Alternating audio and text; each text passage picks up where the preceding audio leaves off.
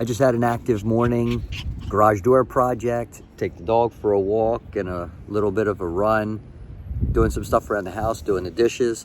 And I just wanted to talk a little about how there are three types of workouts. There's pre-workout, there's workout, and there's post-workout. And that could either be in a gym environment or at home.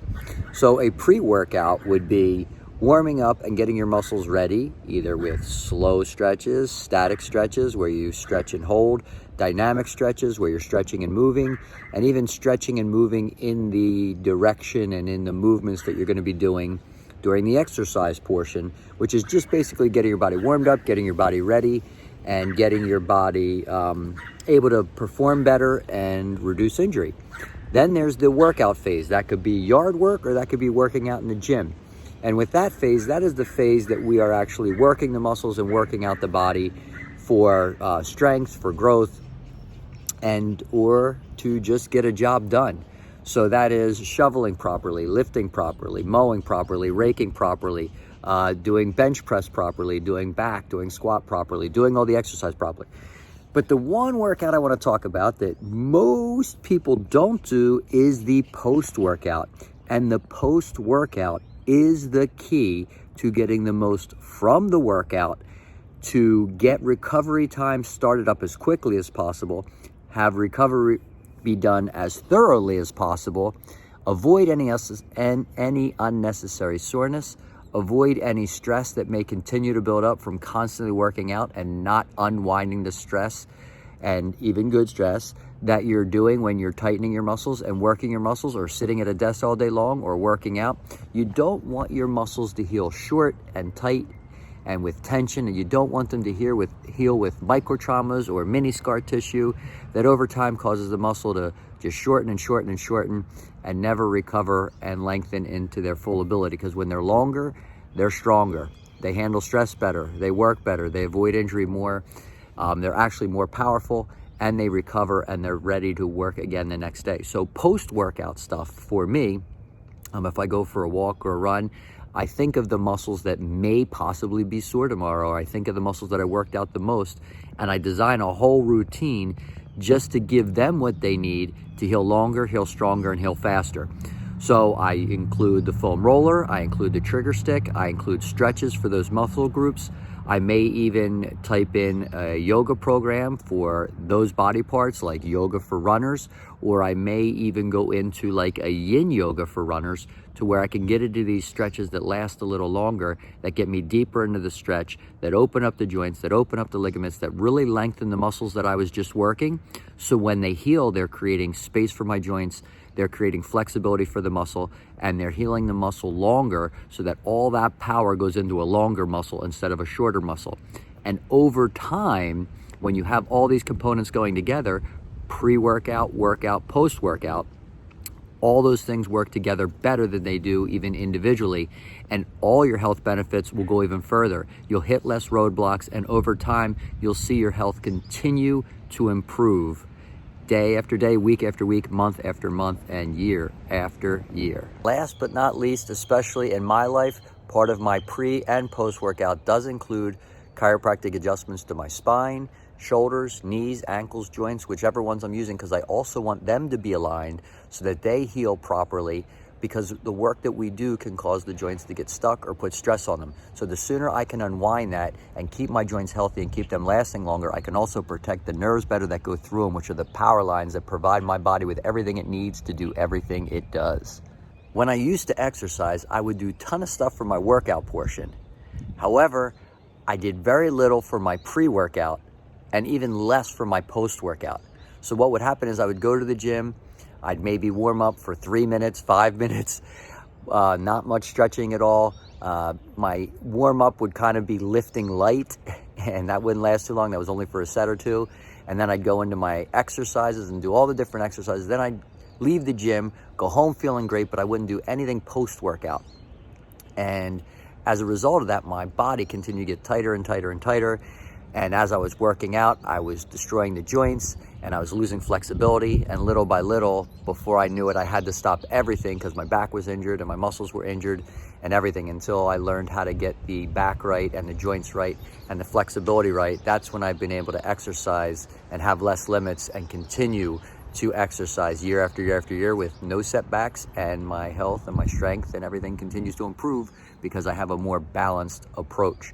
And when you do all the different components, the joint, the flexibility, the muscles, the strength, and the balance, everything goes further. So there's multiple approaches and we go through different approaches in our life, but I find if you can hit all the components and do them consistently and do them well, they all work better together. And over time, that you'll get further along than if you just address one component at a time. So if you're somebody who finds that you're very active, but you don't have a pre or post workout, you're going all in on strength and maybe not flexibility or joint health, and you start to find yourself running into roadblocks, I want you to know that it's not going to take much to get your life back. It's just going to be a little reorganization of the time you're spending on your body.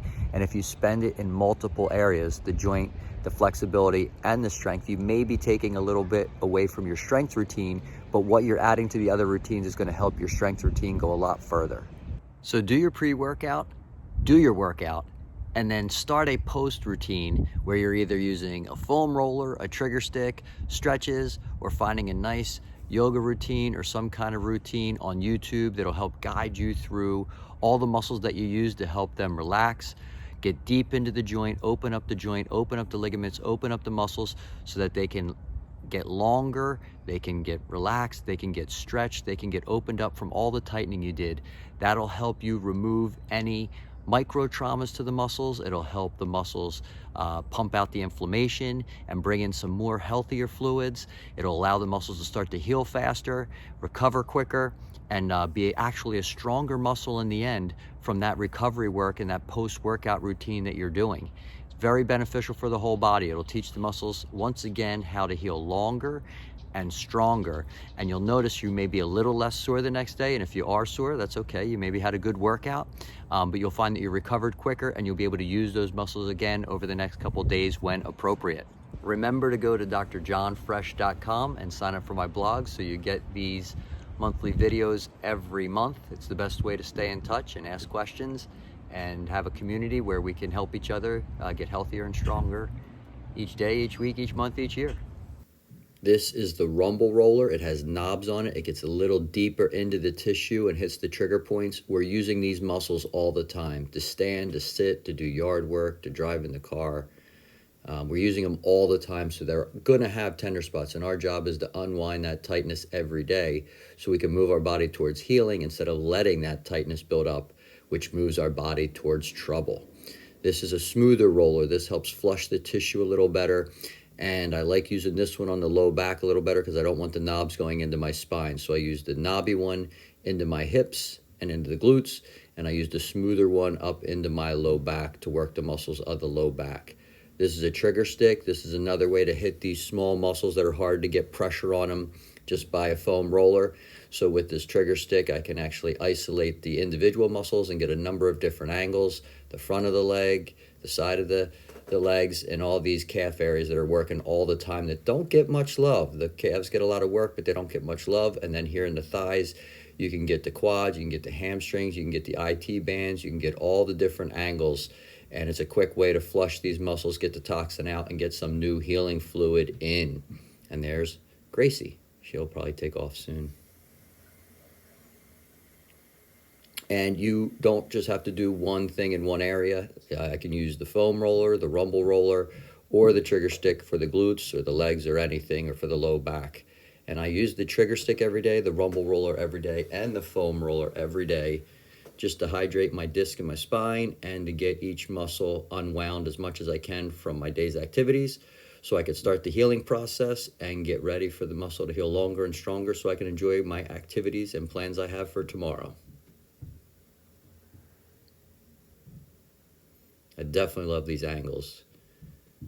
You just turn that little bit and get on that side there, and you'll feel tight spots that you didn't know were tight from just bending to the side or leaning over for something or whatever your work duties are. And then it's just a little foot love there. Rumble roller for the foot, trigger stick for the foot, the bottom of our feet, obviously are working all the time. They're tight, fibrous tissues. They take a beating. So we really need to take some time and go slow with them and make sure they're getting a little help too. This is the rumble roller up through the legs. I use the legs a lot today, so I'm taking care of the legs a lot after my workout for the day, or my daily activity, which is considered my workout. This is getting into the quads, into the hip flexors. Now, when you start out, things can be very, very tender. But as you move on, those tender spots start to get a little less, things get a little smoother, and then the rolling feels a little more normal and relaxing the more you keep up with it. The less you keep up with it, it can actually get quite painful to let a muscle get toxic. Because remember, every day stress is building up in the body with the activities we do. If we unwind it every day, we're in a better healing state. If we let things go and let things build up, that puts us in a more vulnerable state where the muscles are going to be more tender, more toxic, tighter, and more vulnerable to injury, and we do not want that. Here's the front of the shins, and also little upper back stretch out too while I'm doing the shins. This is into the ankles. So I could do an ankle work with the rumble roller, a side stretch for the back, and a quad stretch for my thighs. And then just a little breath and relaxation to finish it off. And go into some neck work.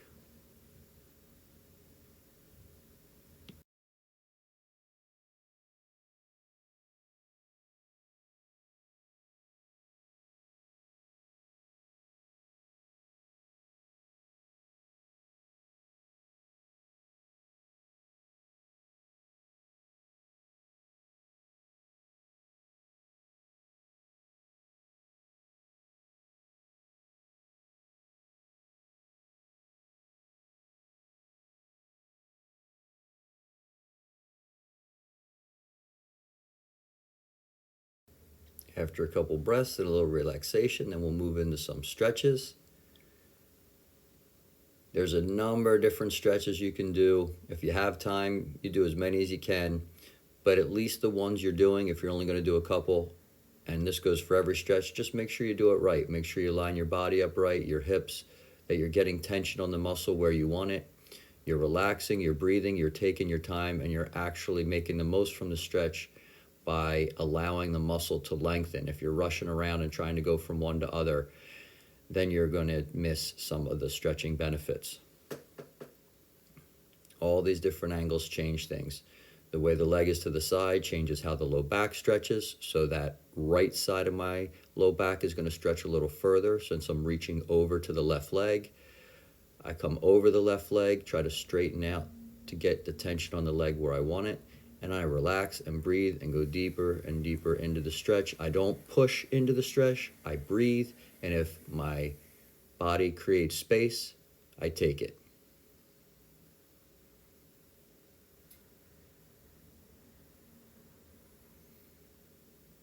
So that was for hamstrings, hip and back. This is more of a groin stretch and low back stretch for the inside of your legs. This lengthens the back, and once again, I'm just breathing and relaxing, and if my body gives me space, I'm taking it. I'm just making sure I'm hitting all the different muscles I used in the day, or whatever areas I feel I have tight spots. I'll find a stretch that impacts those areas, and if I have time, I'll do a number of different stretches, because every muscle needs to be stretched, but especially the ones that you've worked extra hard. This is a rotational stretch, so this is for the shoulder, this is for the neck, this is for the hips, this is for the low back. And the more you can relax in your mind, the more you'll relax in your body. It's very interesting when you have your mind racing and all of a sudden you relax your mind and your body stretches further. And sometimes you'll feel that a stretch is tight. And when that muscle is tight, you'll actually feel your brain start to stress and think about other things and find ways to get out of it. But you need to get the two to match up. and both relax so you can get the most for the brain and the body. That was a little spinal hygiene pump, just up the cat and cow, just to get the discs moving, and then rotation to the other side.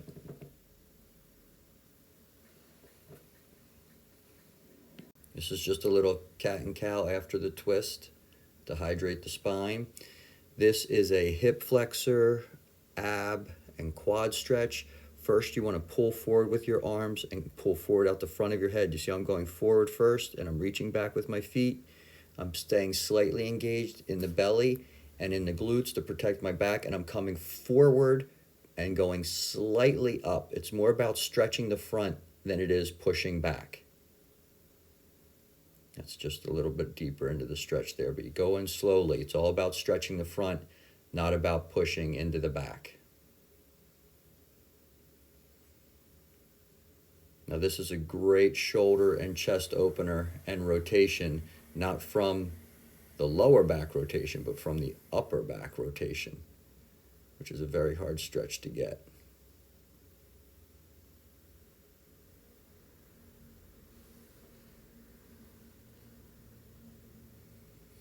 The shoulders and hand and arm, they're at a 45-degree angle. You could do any angle you like. You'll notice as your arm bends more, the tension in the shoulder will be a little more. And if you put your arm out straight, it'll be a little less. All of them work good. I use the arm bend and I do straight. I do both. So I'm getting the little turn back.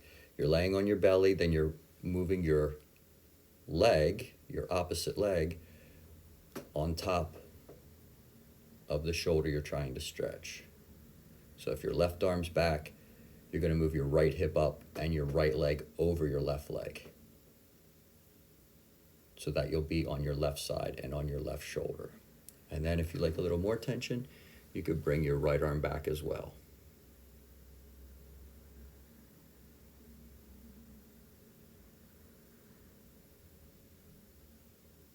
Moving into the hips. This is great for people who sit, drive a lot, or just use your hamstrings a lot. This is one of the biggest muscles that cause people low back and hip problems. So when you get your joints adjusted in your low back and hips, this is a great stretch to go along with that to keep them loose. And a lot of stuff I'm doing right now isn't all planned. Sometimes it's just I get into a stretch and then I just go to the next stretch that is part of my routine that keeps me healthy and active. This is another variation of what I just did. The one I was pulling my knee into my chest. This one I'm doing the same thing. I'm just leaning into the ground. It's a little more advanced to go into the ground because then it puts your body weight on top of it instead of just pulling your knee back. Here I'm crossing the legs over a little more and getting deeper into the hips. A lot of the same stretches, just slight variations for the little muscles that attach and just a different way to stretch the muscles. This is great for piriformis, hip stretches, hip openers. Remember, we're using these things all the time. Some of these stretches are my everyday stretches. Some of them are my every once in a while stretches, but I just want to make sure that I'm doing whatever I can to unwind my muscles each day.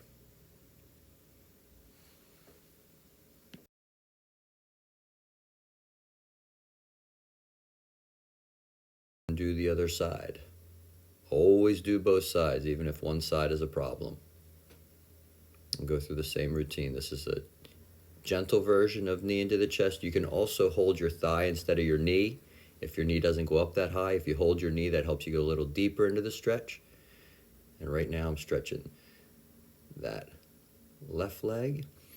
And then this is going into the pigeon, which is stretching that a little bit deeper, so then you can lean into it. This is another variation of the same stretch.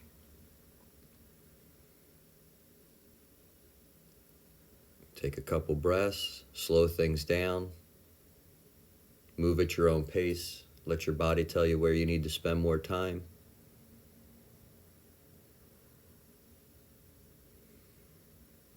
And this is just a little slightly different leg position, just to get a little deeper into the hip. And then if you see, you can see how I'm just letting them relax and let my knees sort of start to drop down a little. They started in tight, and after a couple breaths, they started to relax down. That's the hips opening up.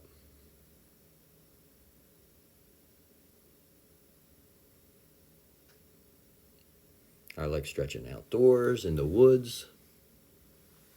You could put on a stretching video and let somebody else guide you through it, which is really good because they could give you the cues you need to hit the muscles right where you need them. This is the final relaxation portion where you can just lay back, let all your muscles sink into the ground, take a breath, and just be happy that you took the time to take care of yourself and enjoy it.